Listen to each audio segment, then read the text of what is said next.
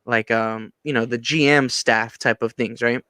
Yeah. Like in a sense, he would have gotten a stake of the Spurs, and then would have I feel like done our he's kind of building his resume in France a little bit. I feel like he can still do something like that.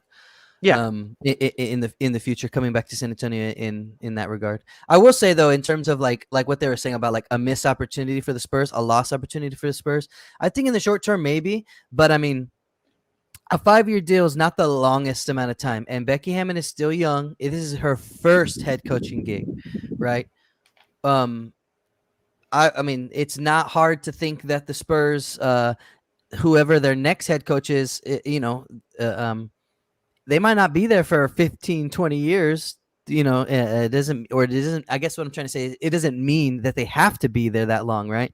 So, like, I could see a situation where in 5 years, the Spurs are signing Becky Hammon as their head coach. You know what I mean? And at that point, now you have more things to show for her of like what she's done in Vegas or whatever. So I mean, I guess it doesn't have to be the end of the idea of her being with our organization, because 5 years is not the end of the world. You know what I mean? Yeah, for sure. After Becky runs off 5 straight championships, I guess she'll be done. I mean, 3. She's gonna win 3, and then she'll be back. I think that her goal would probably, I think that she probably would still have a goal to be a coach in the NBA. She just seems to be a very goal-driven person. So I just wouldn't keep it out of the realm of possibility. Yeah, that 5 years, especially if she can come in and have a lot of success. If she comes in and it's like in those 5 years she was knocking on the door of a championship, I can definitely see her taking an extension or staying in that arena. But if she goes in 5 years and she's already knocked out a championship or two, who's to say that she's ready for the next thing and wants to go back to the NBA? You know what I'm saying? So I could see her come back to San Antonio for sure. In 5 years, DeJounte will be a 30 and 1 MVP in, and then she'll definitely come bring us back. Right? What if she wins like 2 rings, and like in those 5 years we've ascended to where, I don't know, like the last year of her Aces deal, we're like in the Western Finals, and she's like, all right, let's come take it over the hill, over here, whatever. Don't GMs have a say in trying to relocate teams? Can't they try to talk to owners and be like, hey, we should relocate? That would be what's the word, not shady, but that would be like real, like I don't want to say shady, but that's like the only word coming to my head. That would be like some mob stuff of like Becky goes over there, the whole team moves back, and then she leaves them and goes to the Spurs, and then it's like it was the plan all along, man. We needed the Silver Stars back. Yeah, I was very bitter towards the Aces because when I finally moved back to San Antonio, they left like that year. Yeah, we drafted Kelsey. And then they were like, "All right, peace. We're going to Las Vegas." And it was sad too, because it was a slow bleed. It was like we're moving the we're moving the Silver Stars from the AT&T Center to next door to the Freeman Coliseum, and then it was like, okay, people aren't going to the games. Maybe they need a smaller venue. Maybe, I don't know. And then boom, they moved from Freeman Coliseum to Las Vegas. So it was a little bittersweet. Yeah, that whole time. So, but just a quick history on the Aces, on the Las Vegas Aces. They lost in the finals 2 years ago, and then last year they lost in the semis. So, I don't know if they've ever won. No, the franchise as a whole, from Utah to San Antonio to now Las Vegas, has never won a championship. So, Becky's getting that. Yeah, it's a pretty cool challenge for them. They're there. They got a bunch of good players. I like that. Cambridge, she's the one they always show like the videos like on the highlights, and she's like hooping up like everybody she sees. Yes. That Liz Cambridge girl or woman. Yeah. Well, hopefully we wish the best of luck for Becky. We hope that she does do great things over there, and obviously that means that like she's still here with us right now, you know what I mean? So she can still help us develop our guys and keep being a driving force as an assistant, the head assistant coach for us, as we're about to go on to this continue on this road trip as we play against Toronto, Boston, and Philly this week. There's just a couple things a couple things that we can address on before we wrap up today. Personally, And the New York, Brooklyn and New York. well, yeah, but that'll be That's Sunday and Monday. That's Monday. that's Sunday, Monday, right? We'll get into those. True, true. I'm just saying it is technically still part of our East The Coast seven, trip. yeah. Yeah. And you're right. Like this is I didn't even think about that. Like it. We did start in Memphis, which is technically On the- in the Western a West- Conference, A Western Conference team on the East Coast. right? But it's still right. Like they're all Eastern Coast type of teams, right? And so I'm excited to see what we'll do against Toronto. Boston. I'm trying to if Chris, if you could start pulling up the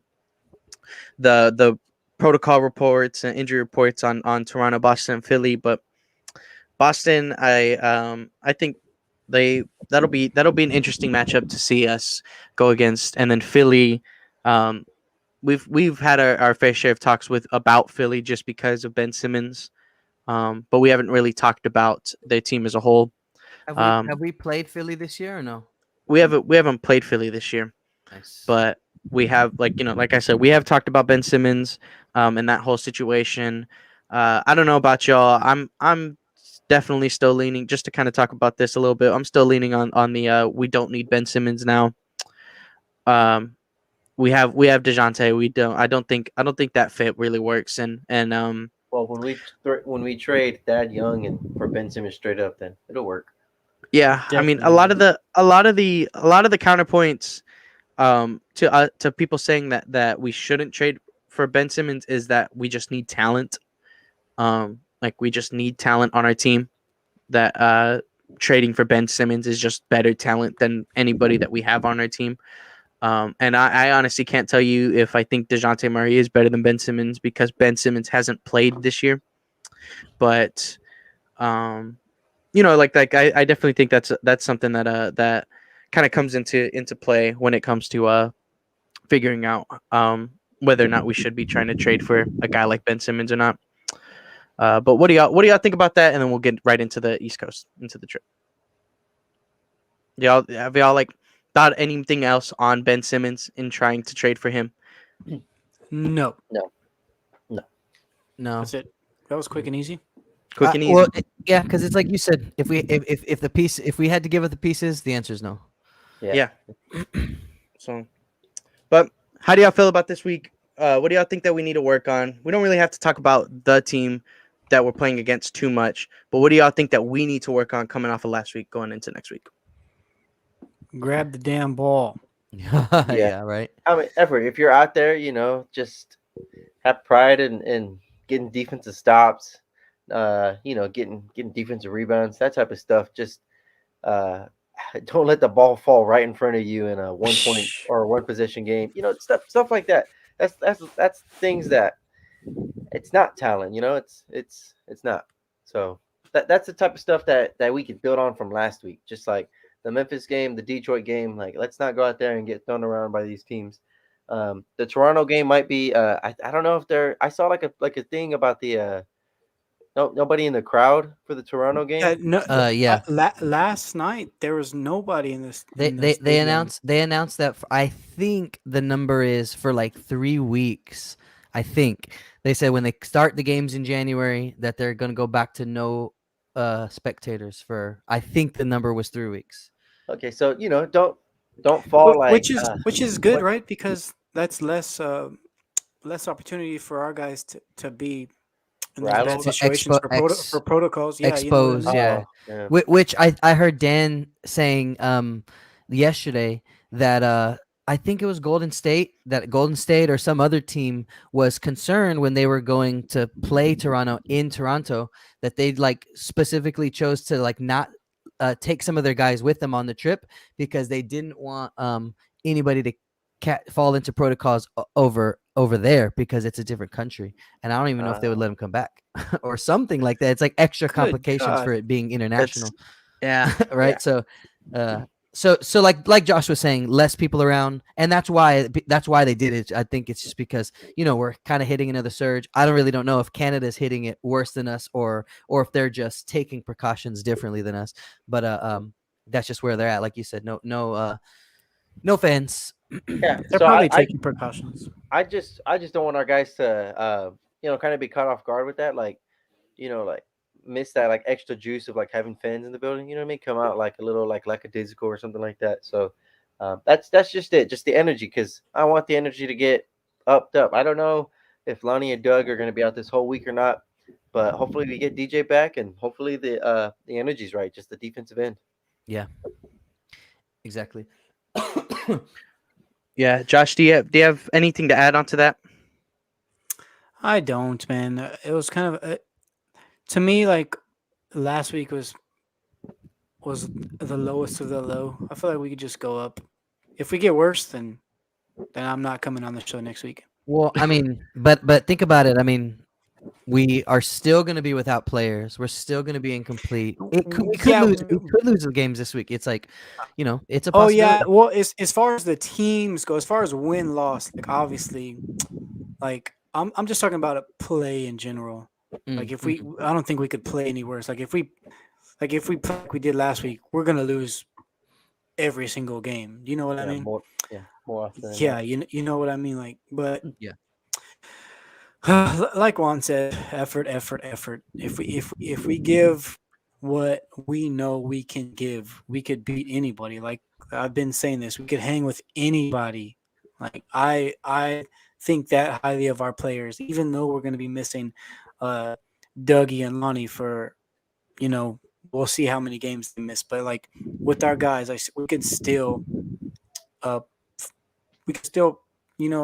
throw hands with anybody in this league. Like I feel that 100%. So it's just all in their effort, in their body language. What are we gonna do after these? A couple bad losses. We'll see. And then like to your point, Juan, I think that it's kind of good that we're getting that game in Toronto, because they're not going to be able to feed off their crowd. You know what I mean? Yeah. Like as far as the no crowd goes. So like I think that'll be kind of neutral. I'm hoping that we could get a dub there, and we'll see what this week. Yeah, it's crazy to think that that players have experience now of playing in empty gyms and stuff like empty that. gyms. Yeah. Right. It's good. Which, it's good Which though. Toronto didn't even. They played their whole season in Florida, Oh yeah. Last year.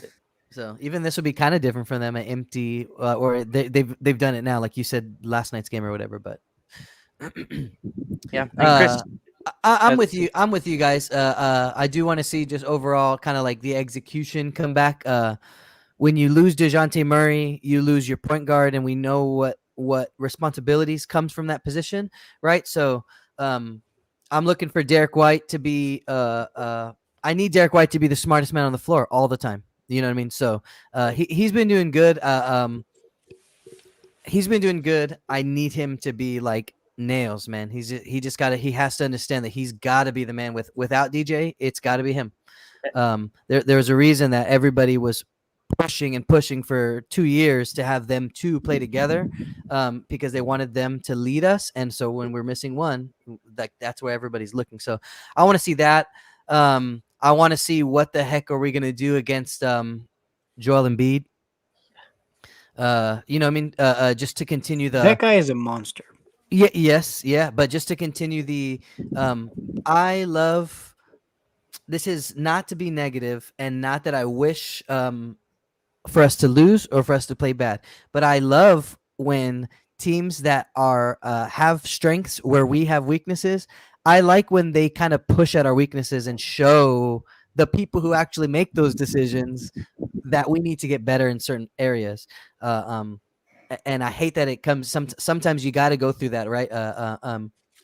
But so not to say I want Joel Embiid to go after us. I want us to. I want to see what can we do against him. I want to see where are our strengths and where our weaknesses going against a guy like that. So that's kind of where my head's at for the week. Boston, Jason Tatum is coming out of health and safety protocols, so I think we can expect him to be there.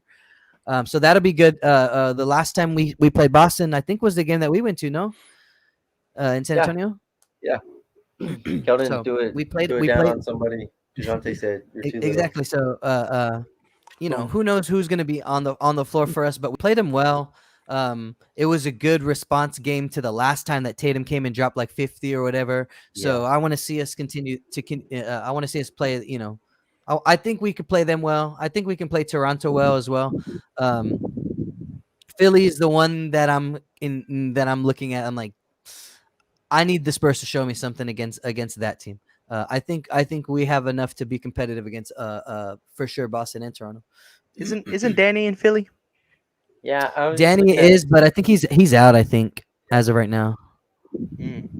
Yeah, Danny Green out. It just to run by the most recent thing.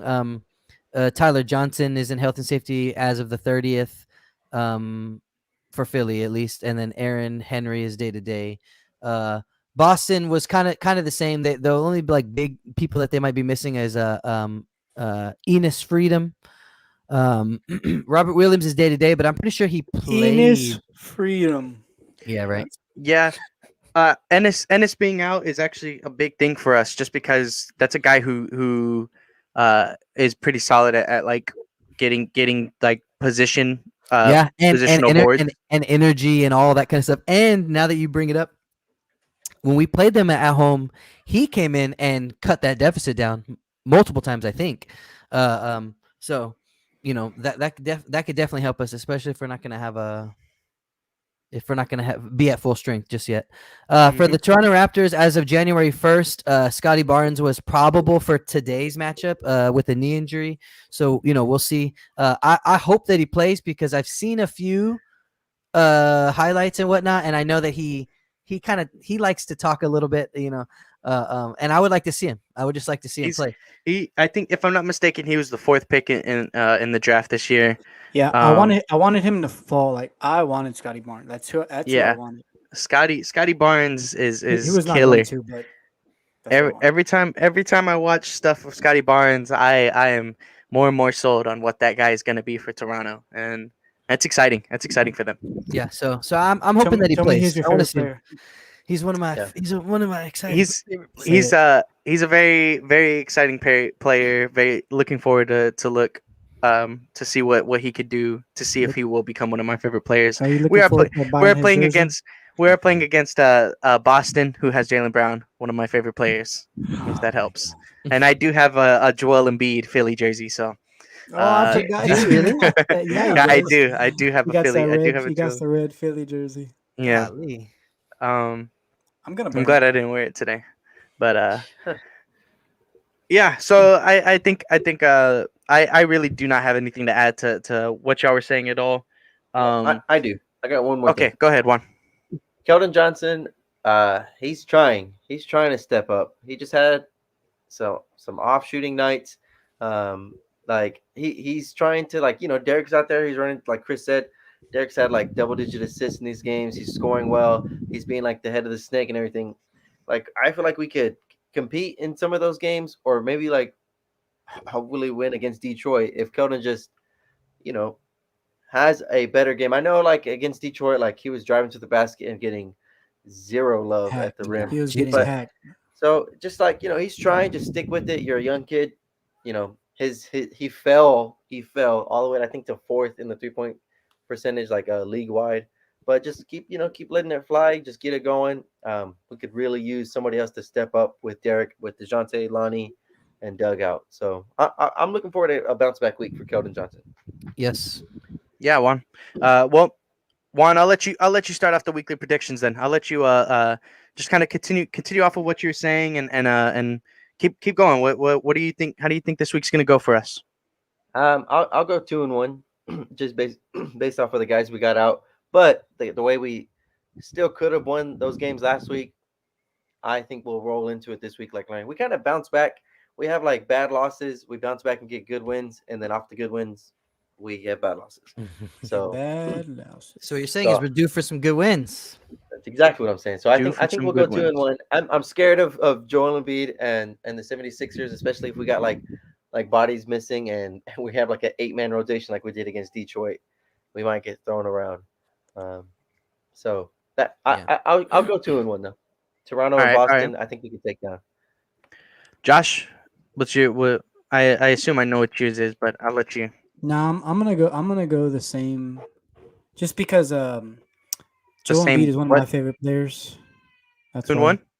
Yeah.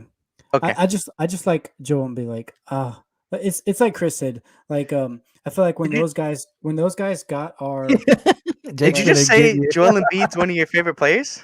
yeah, that was a play on you, fool. Oh. Yeah. No, but like I feel like Chris was like absolutely the right. Joel Embiid has the mismatch anytime he has the ball in his hands, and they're gonna use it like all day and all Yeah, night. they like Like to go. they, I yeah. love the fact that they push on the things that they know they should push on. Well, I believe that a lot of that is Joel Embiid. Like, you know how I say some people have that mentality, and he's like one of those players. Like, oh, this is who's guarding me. Like, y'all Yeah, gonna disrespect me like this. yeah. I'm Give me gonna the ball. put this. Yeah, I'm getting buckets tonight. That's how I Yeah. feel like Joel Embiid thinks. Like, and I feel like we have some of those players that when they get put in those mismatches, they don't do nothing with it. I wish everybody thought like those Yeah. guys, the Kobe's. I've always said this: if LeBron thought like Kobe Bryant, LeBron would be the GOAT. But LeBron thinks like LeBron, Yeah. and that fool's garbage. Even though I like LeBron, but that's besides the point. But Joel You know Embiid what? thinks like that. Joel Embiid thinks like that. Like he's gonna dominate you. Like, and I love it. Yeah. And You I know what? hate it at the I'm same calling time. for a 20-point game for Jock Landale against Philadelphia now. Well, I'll take it. Give me 20. I think he'll fight back. They don't really have And that's good. That's perfect. That's I good. don't. I hope that it's one of the Jakob. Remember how that fool went off against the Lakers? Like that's what I want to see. I want to see a 25-point game from Jakob. Against back Philly at him. though. Yeah, like against Phil. If they're gonna go at you, then you need to go at them and make them play both ways. Punch him I right mean, And back. Derek- now, Derek- definitely, I don't mind that. I don't know if I need to see 25 from Yak, but I need to see Yak, like, Well, on both ends of the floor, being able to be felt. like Jakob went at. Remember, it was Anthony Davis. Like it was Anthony Yeah. Davis and Well, he's Russ, soft. and he dropped 27. Yeah, he is Yeah. soft, but he's not Joel Embiid. But if I don't know if we're gonna have DeJounte back, but even 80 if we don't do look not, 80 don't look soft against us. No. even if we don't have DeJounte back, like Derek can put him in the same positions that DeJounte's. Well, it's like what he's been showing, what Derek has been showing. With his Yeah. passing, like get Joel Embiid on you, and then let Pick and Yak rolls, get him out there. Yeah. Well, eat Juan whoever was saying. else is down there. Juan was saying that Jock should put up 20 against Philly, and I don't know if I can agree or disagree just because they're going against like that's Joel Embiid and then Andre Drummond, and like usually like the last couple years that's been like that's been like a this year he actually has been like putting up good numbers, being a solid enough backup center to Joel Embiid. I told you And that if Andre Drummond had a change of scenery, he would be a good player, and you told me no. well, I told you that I wanted him, and I was like, yeah, I believe that we can make him a good player, and you said no. I don't know. I don't know if you thought he was going to be a solid role player or if you thought he was going to be a 20 and 10 I did not Andre say that he Drummond was going type to of. come save the franchise. I just said he's a big guy, and we do not have a big guy like that can play down low. And I don't think. Well, okay, with the size disparity that we have now, having an Andre Drummond wouldn't be bad.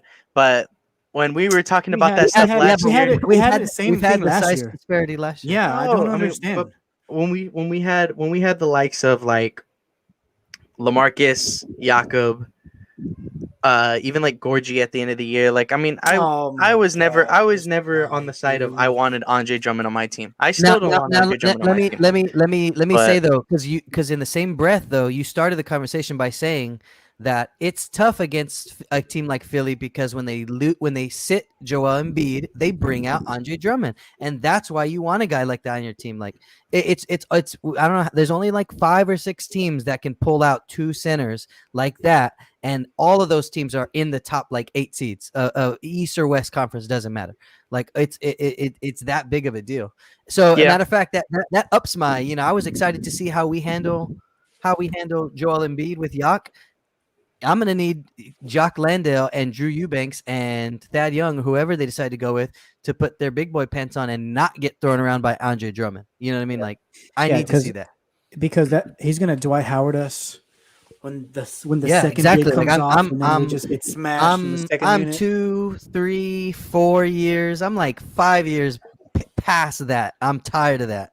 I'm tired of seeing JaVale McGee come off the bench and ruin us. Dwight Howard come off the bench and ruin us. Like we need to get past that. And I think the Yeah. reason I'm so salty about it is because we came from having the best power forward of all time to treating our power forward position like it.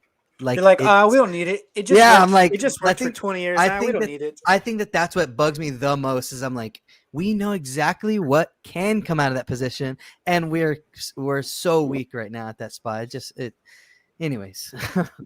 Well, Chris, what's your take on the week then? What's your weekly prediction? I'll say the same. I'll say 2-1. We could lose to any of these games. Yeah. But I need us to have enough focus and enough execution to win 2 out of the 3. That's just kind of where I'm going at. I agree though. Philly's kind of the toughest challenge. Have we seen Toronto this year? No. So it's hard for me to kind of talk. I've only seen maybe one Toronto game this whole year, so haven't seen them at all or much yet this year.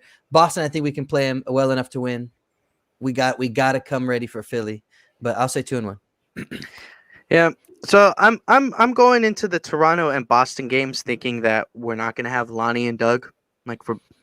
Obviously we're not going to have Lonnie and Doug for the Toronto game. And I think that's kind of the same thing for Boston too. It's a back-to-back. So if we don't have them for one, we're not going to have them for the other. Right. So, I'm going into both of those games thinking that we're not going to have them. We might have Lonnie and Doug back for Philly. We also don't know if we're going to have DeJounte back yet. Like, True. I would say he is going to be back, but we don't have a definite answer that he is going to be back yet, right? He's coming back. So, we can assume that he is going to come back, but in my headspace, I'm going to assume DeJounte's coming back. I'm going to assume that Lonnie and Doug are not here until the Philly game. Mhm. And I'm going to say that we're going to go 1-2 because that lack of depth against Boston is going to kill us. I think that's going to hurt us the most. We talked about Philly and I obviously, like I said, 1-2 because Philly's Philly. Like, I think all 4 of us said Philly's going to be that matchup to see what we do against. But Boston is going to be like that sneaky one because we're not going to have the depth and we're, like just stuff like that. That's like, we're still coming off of this last week. Well, Like, yeah. pretty injured. Drops a 20-point triple-double against Boston. Okay, I'm glad Jake's pessimistic about this because it's been working out recently. Before we end the show, I just want to say Jake was like, we need to get rid of Lonnie. He's not that guy. Lonnie came out and he improved over the month of December. He said, Keita Bates-Diop, I don't know about that guy. We need to get rid of him. He dropped that 30 bomb on LA. Yeah, we were missing a guy like KBD last night. And then he was going all over Twitter about Devin, and I blame Jake for the slump too. yeah. And then so last night he was saying his steps by far, blah blah blah, and then this guy just disappeared for a whole month. Yeah, and so last he's night like, he played good against Detroit. Last night against Detroit. Oh my God! Don't start with me. These last couple weeks, I have been critical of Devin. I have been saying Devin's in a slump. Hey man, let Juan prove his point.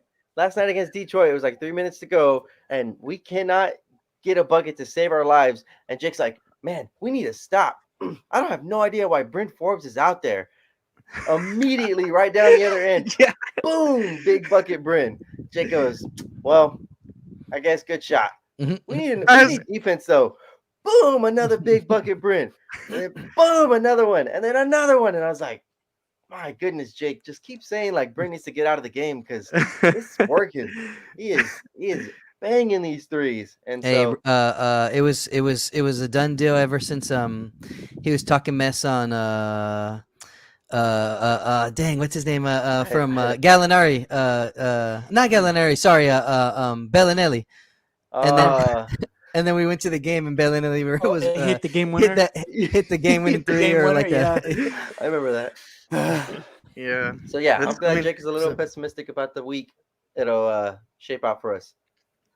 Yeah. Hey, Jake, to Josh. Speaking of Boston's depth, though, real quick, they might be without Schroeder, knowing his Freedom. we'll see. And It yeah, and you know how I was saying the 5 day window, the 5 days would end I the think Wednesday, right? on Tuesday Oh because they missed Friday. So Friday was one, no, I think it was Friday, Saturday, Saturday. It was Sunday, no, they announced. Monday. missed Saturday. It was announced. No, Yeah, because Saturday. didn't they miss the Memphis game? No, No. Lonnie played. I know Lonnie Lonnie and played. Doug played the Memphis game. Yes. Yeah. Because I thought they went out one day that right? No, they both played that Memphis game. So Oh no! Oh, okay. Did they announce Saturday that Dejounte was cleared and then they Yes. Yeah. missed that game? Okay, so Yes. they flopped. Okay, well Yeah. then it would be Tuesday. Yeah, so hopefully they're back for Yeah, for and Wednesday. Boston's an up and down team too, man. They're 17 and 19. They've had some struggles, a little bit more public, right? Like I don't follow the Celtics, but you hear about like some of like not disorganization, but just some of the struggles they were going through at the beginning of the year and stuff like that. So, Yeah. they're not necessarily running on all cylinders at this moment.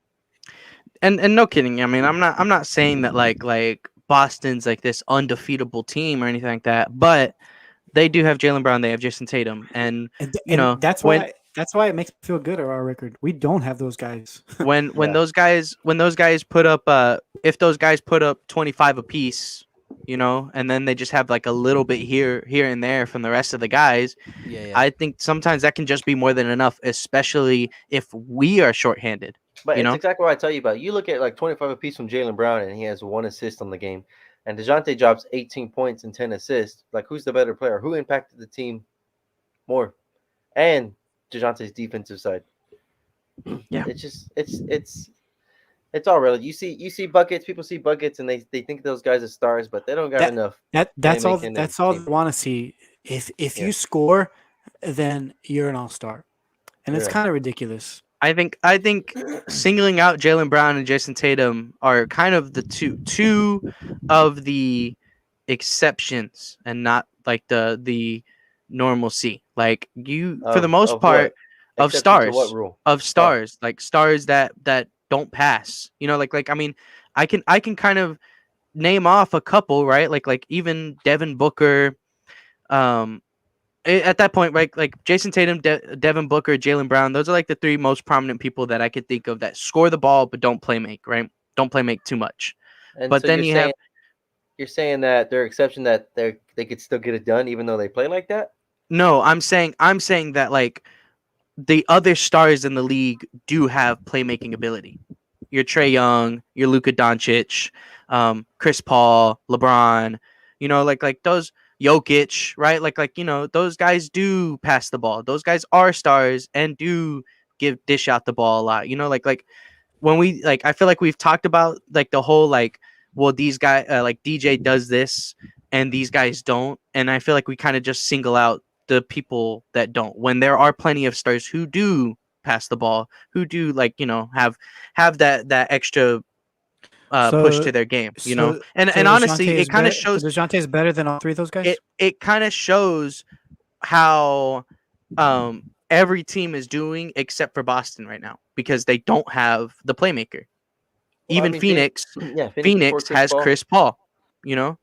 They have Chris Paul, so Devin Booker doesn't need to dish out the ball that much. He can Yeah. just score like he wants to, and that's like a thing where, I mean, like, I'm not going to tell you that DeJounte is better or worse than those guys because, like we're just kind of singling out those specific people when, I mean, look at Devin Booker and Chris Paul. If DJ, like Chris said it, right? Like if DJ was in Phoenix, he thinks that DJ would be doing close to the same thing that Chris Paul is doing right now. And Devin Booker would be putting up the same numbers because it's like, I mean, it's just like that, right? So I think I think we Jake. still I can't- think Jake successfully defended himself against you two for the today. yeah, I mean, it's one of those It just things. feels It's like one he's of those defending things. Boston, like for being a bad team or something. I don't. I'm not don't defending get your Boston angle for here. being a bad team. I'm saying because y'all were talking about how like DeJounte's better than Jason Tatum and Jalen Brown, and I mean I'm not saying like I'm saying like you can't automatically say that just because those two guys are in the position that they're in.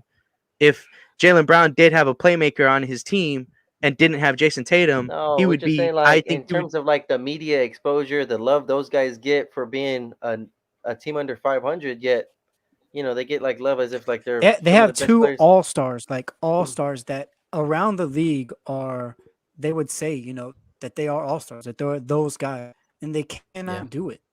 And It's they the same. I cannot mean, do it. it's they're in the same position as LA. Their reputation and their organization and all that precedes them to this day. They lean into it, so it stays. You know what I mean? Everybody likes to talk about the Celtics and the Lakers. And LA is that's different. Those guys, I mean, those guys were put on the top 75 of all time. Like that's just a whole different, yeah. I mean, like, yes, world. but I guess I'm just saying in terms of just media attention and all that kind of stuff. Like, I mean, Yeah. But all right, we have our weekly predictions. I'll go ahead and show the scoreboard. We all lost a point. We had all like predicted around around a 5-game schedule, and it was a 4-game schedule, but we Is that still why we went 1 lost? and 3. We still went 1 and 3 on the week, Yeah. and so then that's like like all of us were positive on the week for 5 games, and we went negative on 4 games. So I'm just gonna say that we all lost a point.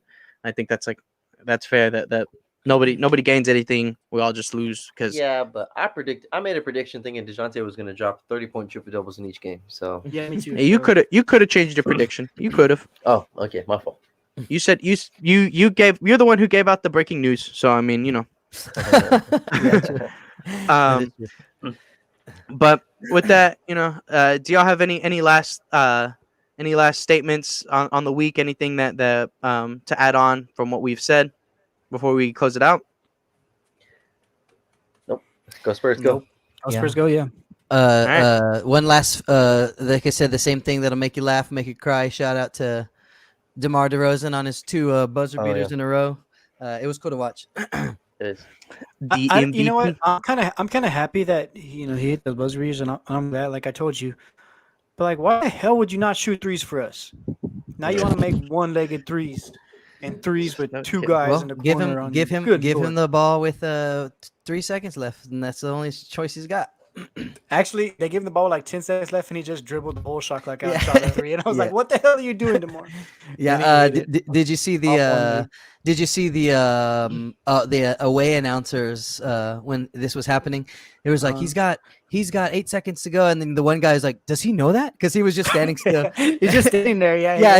He goes, "Does he know that?" And then he makes it through, and the guy's like, "Oh, he made that mess." He was all mad. Yeah. Yeah. Oh man. That's great. But yeah, There's a great way to finish off this thing real quick before we wrap up. We do this podcast every Sunday at 10 a.m. Catch us next Sunday, January 9th, where we'll be live on Facebook, YouTube, Twitch, and Twitter. You can always catch us live during the podcast from 10 to whenever we finish the podcast. Or if you can't catch us right as we're live, the VODs are on all 4 platforms right after the live show. You'll be able to rewatch the entire show and catch up on anything that we talk Spurs basketball. Make sure you follow us on Twitter at Heroes Half Court, where we do talk Spurs basketball. And we like to talk to the community. We like having the community talk with us and continue to have Spurs talk even when we're not on the podcast. So make sure you talk to us. Make sure you reach out and see how Spurs are doing with us, right? So last things last, hashtag DeJounte Murray, hashtag All-Star. yeah, Gotta get that guy in the All-Star game. Get him in. That's another New Year's resolution. We didn't talk about that. We didn't say that during the New Year's resolution. That's our New Year's resolution. Somebody tweeted off our account so we could give everybody a retweet. Yeah, so for sure. But with that being said, I hope everybody has a wonderful, blessed Sunday. Hope everybody has a wonderful week. Well, Peace. Peace. Cowboys.